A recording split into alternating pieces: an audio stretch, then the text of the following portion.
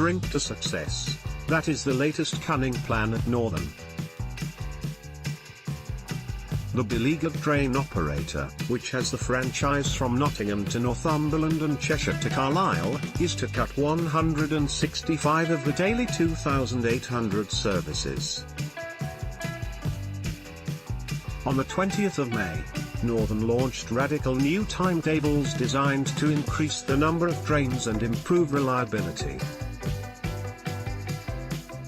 But the operation quickly unravelled and, according to the Mayor of Greater Manchester, Andy Burnham, has since become dramatically worse. With insufficient train drivers familiar with the routes, around 200 trains are being cancelled each day, and those that are running are often late.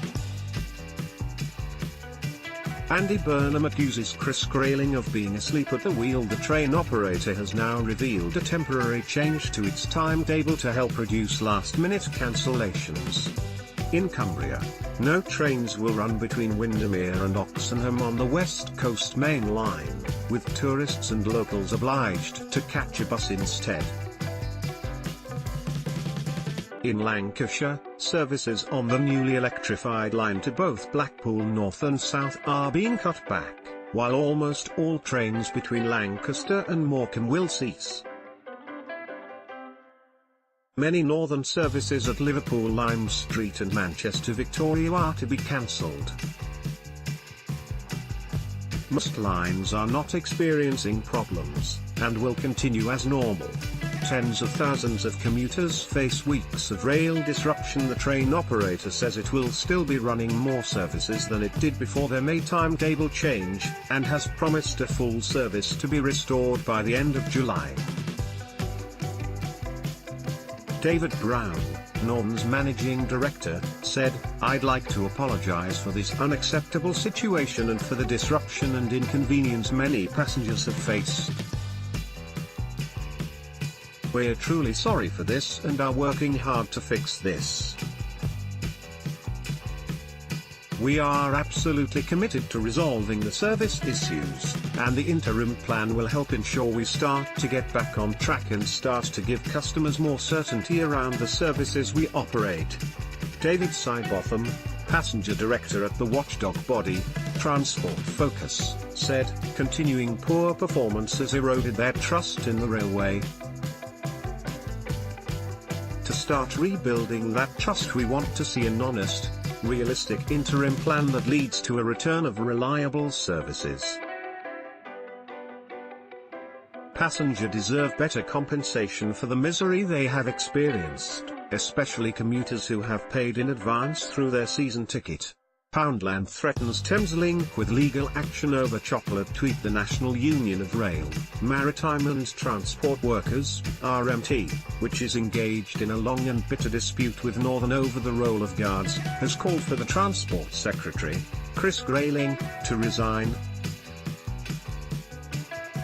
The union's General Secretary, Mick Cash, said, "Not only is Chris Grayling incompetent and not fit to run a railway, but he is a coward as well, leaving RMT members to take the flak for failed policies that are his responsibility.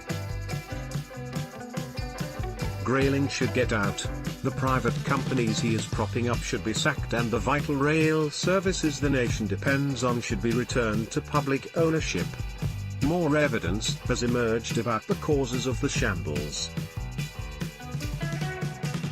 Late-running network rail projects reduced the amount of time available for the train operators to plan new schedules. The infrastructure owner, overseen by the Department for Transport, then rejected some of their requests, and stipulated alternatives. Similar problems have afflicted Govia Thameslink Railway, which has been cancelling dozens of services each day through its central core between London St Pancras and Blackfriars. Train operators had to rewrite their plans in short order, and reorganise driver training. Despite assurances all was well, it is now clear that there was no possibility of operating the new timetables in full from day one. What baffles passengers is why no one at the train operators, Network Rail or the Department for Transport appears to have urged a postponement of the new timetables. Had the schedules been deferred until August, many more drivers would have been fully trained, and, with fewer commuters using the trains, the potential damage to journeys would be minimized.